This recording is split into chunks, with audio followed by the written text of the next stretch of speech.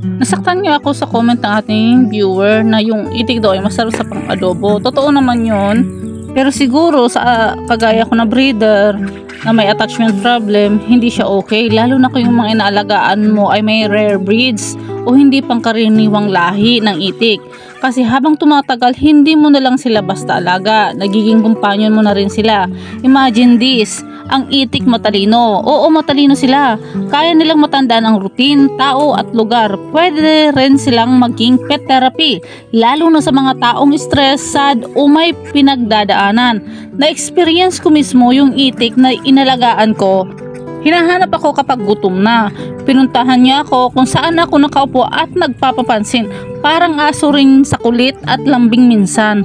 At doon mo marirealize na marunong silang makikonnect sa tao. At hindi lang yan, ang itik kaya mangitlog ng hanggang 4 years basta maayos ang alaga. Let's do the math guys.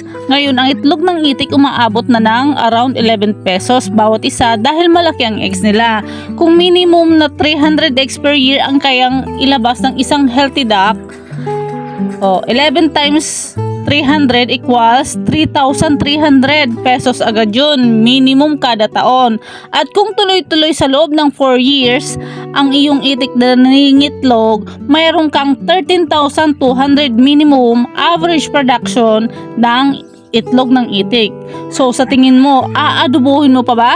Kahit magpakain ka pa dyan araw-araw, iba pa rin yung joy, companionship at value na nabibigay nila sa atin.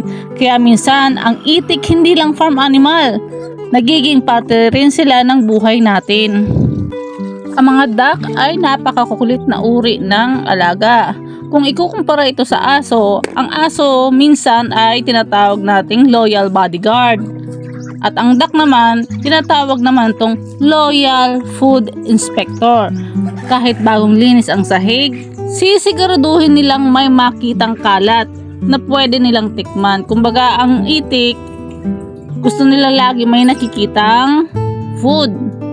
Kaya naman, kahit saan banda, food para sa kanila yon.